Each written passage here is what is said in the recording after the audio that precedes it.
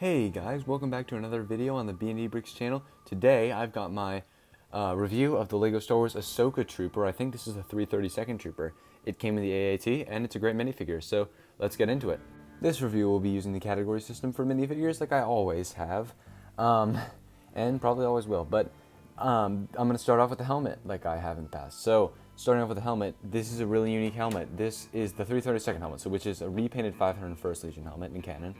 With the orange markings for Ahsoka. So this is when Ahsoka came back and rejoined, well, not rejoined the Jedi Order, but rejoined the Republic and helped fight with them in Clone Wars Season 7. So this is the same face print, the standard one with the gray and the normal eyes and mouth that the 501st Legion Clone Trooper and 187th Troopers have.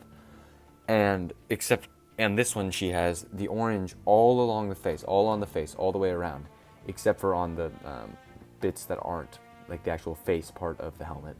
And then at the top, on the fin and on right next to the fin, they've got the orange markings with the Ahsoka sort of diamond shapes on it. The body and the legs and the back, which is nothing going on, but the body and the legs are the same as a normal 501st Legion Clone Trooper, which I've got one over here to compare it to.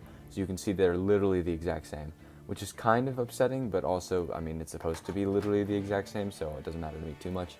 Obviously, great printing, great foot printing, great detailing, and it's just the face to body, which I have gone over a couple of times in my previous videos.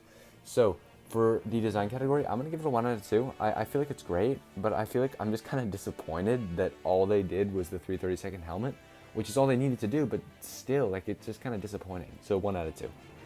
On to the accessories category. There's only one accessory with this trooper, and it's this blaster. I don't really know what else they could have added, but an orange jetpack would have been really nice, or maybe they could have included a visor and had this be Vaughn or something. That would have been really great. However, I will probably just buy an orange visor from Clone Army Customs whenever I order something else from him, because I do want to make a Captain Vaughn, Commander Vaughn, whatever he is. I do plan to get one more of these minifigures because they're great, but yeah, but that's besides the point. So back to accessories. It's just this blaster, which is great to see instead of a stud shooter, but still not, it's not amazing. So I'm going to have to go ahead and give it a 1 out of 2 for that as well. Unfortunately, I don't know how high this set's going to land, but I feel like it deserves more than it's probably going to get.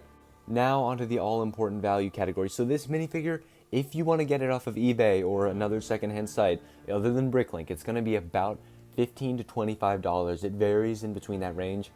The cheapest one I've seen was about $17, but I have seen them go lower than that, like in the past. The cheapest one I know of right now, I should say, is $17. But it's not a cheap figure to get, and most of them are listed at around $20, $21. Which is half of the price of the set that this came in. Plus, if you get it on sale at Walmart or something, or not even on sale, it's just cheaper at Walmart for 32 bucks, you're literally buying more than half the set for the price of this one minifigure. So just go ahead and get this set at that point. Unless it's a super massive set, it's not worth it. Like a UCS set, but it's not worth it. Get the set.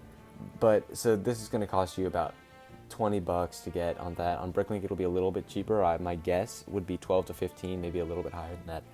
Who knows, but it's going to be an expensive minifigure. I bet you that this minifigure goes up in price as well after the set retires at the end of this year. Or maybe is it next year? I can't remember. But it's probably going to go up, so I would go ahead and get your hands on 1 or 2 of these guys. I personally plan to get another one and another set of the AAT so I can build a dropship, but, or not dropship, whatever it is, but MTT. But yeah, so for value, I'm going to give it a 1 out of 2. I mean, I just, like, to buy this by itself, I don't want to spend that kind of money, but to buy it in the set. So I guess I should look at it from the set. I think that's where it gets the 1 out of 2 from. It's not a 0 out of 2 because of that.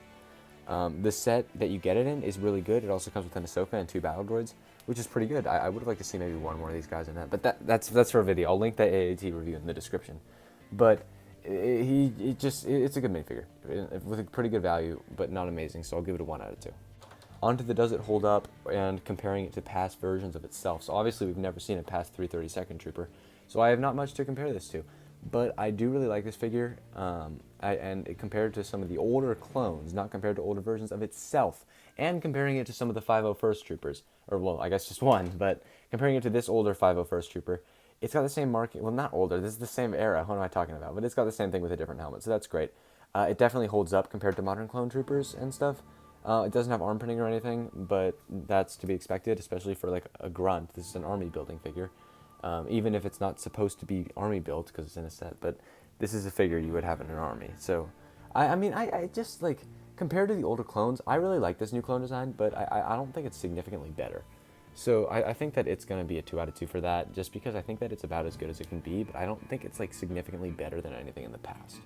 So that's going to be a 2 out of 2, bringing the total up to a 1, 2, 3, 4, 5. So that's a 5 out of 8, which is not good. It's not very good, and I really, like I said before, I feel like this figure deserves higher. But now, on to the last and ever important, my opinion category. I'm going to give it a 2 out of 2. I love this minifigure. Ever since I saw it in the box, I knew I wanted it. It's just so good. I want that helmet. So I want more of that helmet. It's awesome. I love the 332nd Legion helmets. And, I mean, obviously the armor is the same as the 501st, so there's not really too much to love about that, other than that it's 501st. And I just, like, I wanted it. I wanted it so bad, and I love this minifigure. So for me, it's a 2 out of 2 on that. Bringing the total for this minifigure up to a 7 out of 10, which is not phenomenal, but it's still pretty good. I would definitely recommend picking 1 or 2 of these guys up with the set. With the set. Pick up the set for these guys. If you don't have the set, if you already have the set and you want another one, then order it off of eBay or something. Or Bricklink, you can get it pretty cheap. But get the set if you don't already have one. Get the set, trust me. It's so worth it. I didn't think it would be worth it, but I got it, and it was totally worth it. So, thank you guys so much for watching this video. I'll probably be back with another review of a minifigure later. I'm trying to get all my clones done as soon as I can because, well, just because I want to. But yeah, thank you guys so much for watching, and I'll see you guys later.